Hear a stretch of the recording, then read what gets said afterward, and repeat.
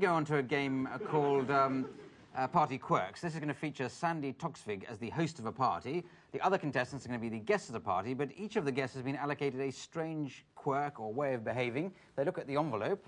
Each of them's got an envelope in front of him, and they'll see that quirk. Sandi's got to guess what those weird pieces of behaviour are, just from the way it's being improvised. So, Sandi, if you'd like to come down ready to improvise the party, I'll bring the others in at the sound of a doorbell. And the others coming in, I think, in the order of Tony first, then Ryan, then John. Has the party started, or are you just warming up? Yes, I'm just checking my makeup. Yep. Little tiara, black silken number, high heels. So I hope Donald doesn't mind I've taken his clothes out of the wardrobe. I just love a come-as-you-are party. Hello! Get down! What? Get down, Searchlight. Shh. I bought some earth in. Oh, I'm so pleased. Is it going to be one of those ethnic parties? Oh, that's lovely. Would you like a drink? I'll just bury the earth first. Okay. You can have it in a tin cup if you'll feel happier. Thank you very much. Lovely. And I've left the wooden horse outside. Excuse me just one moment. Hello, come in. Oh, my goodness. Hi, how are you? I'm very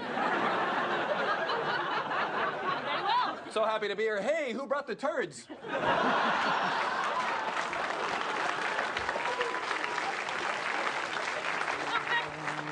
I'm awfully sorry. Do you mind? Oh, these Yankees are such fun, but I'm bloody glad they're on our side. There's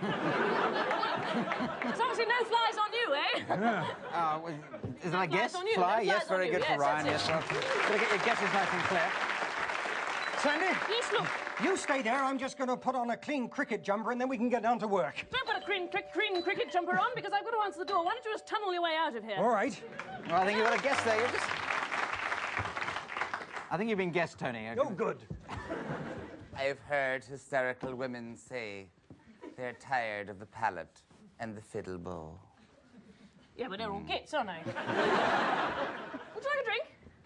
Is it in a goblet sweet of wine and hope? Or is it a cup of fruition?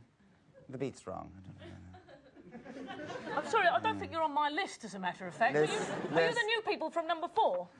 I move about. I go into the spaces between people and find poetry. Oh, you're right, you are a git. I got a last guess on I'm this. just sensitive. Sensitive to the flowers, the little tulips here, the little yellow daisies. It's very... You're allowed to work poet. Yes, that'll do. Very good. Yes, a work poet, potential student poet. That'll do. And that's 7 points, I think, there to everybody. Now we come to a game called Remote Control. This features all 4 contestants playing each of them a different television programme. So you'd like to come down. The idea of this, I'll be flipping between channels and seeing the different programmes, but bizarrely discovering that each programme is dealing with the same general sort of topic. So can we think of as a nice general topic that they might all be dealing with? Sheep shearing.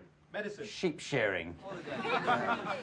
Yes, sheep shearing, I think, would just about do. It's going to be a difficult one for you, though, I think. But, Ryan, can you be doing a sort of Jacques Cousteau type programme? Sandi, Body Matters. Tony, Jim Will Fix It. And John, The Sky at Night. So all those programmes are dealing with sheep shearing. Starting with you, please, Sandi. Hello. Does your body matter? Mine doesn't, as you can see. But I brought into the studio today a sheep who's about to be sheared. So a sheared sheep, their body's going to matter to them, because that's all that's going to be left. We're going to Tony. Well, as it happens, this sheep wrote in and said he wanted to change places for one day with the Duchess of York. And we did it, and no one noticed any difference.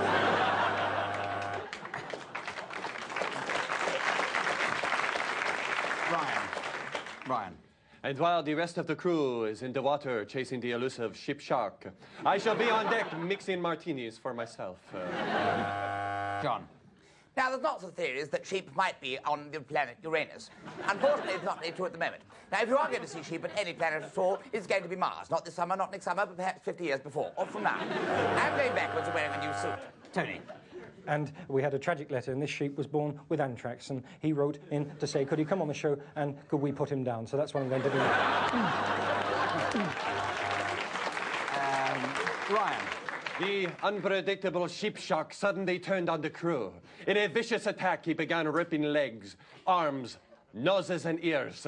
I was flabbergasted and began to start the engines for my quick getaway. John. Now, sheep aren't often in the studio. Usually I speak to somebody from Mount Palomar or even Mount Rushmore. This week I do have merino sheep.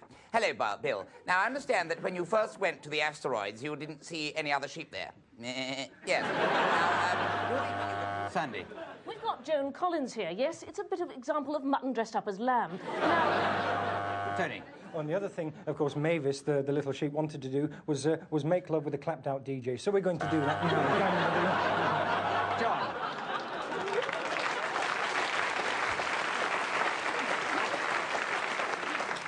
Now, some people like to count sheep at night to help them get to sleep. What I do is I climb up into the sky and put on a stick, because I'm so mentally mad and everything in this very, very large, ill-fitting suit, and I sing Gilbert and Sullivan early in the morning, that I put on a large stick and planes and asteroids bang into my head all night long, which concuss me to sleep. Good night. Okay, let's end there. Thank you very much. Thank you. That, I see, is the very last game, and totaling out the points, I see that Tony Slattery is this week's winner. So well done, Tony.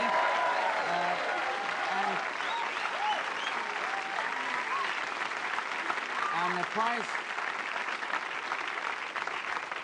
for winning, as usual, is to do the credits in a style of my choosing, and I'd like you to do it in the style of David Attenborough, please, Tony. So just remains for me to thank Ryan Stiles, Sandi Toksvig, Tony Slattery, John Sessions. It's me, Clive Anderson, saying good night. Good night.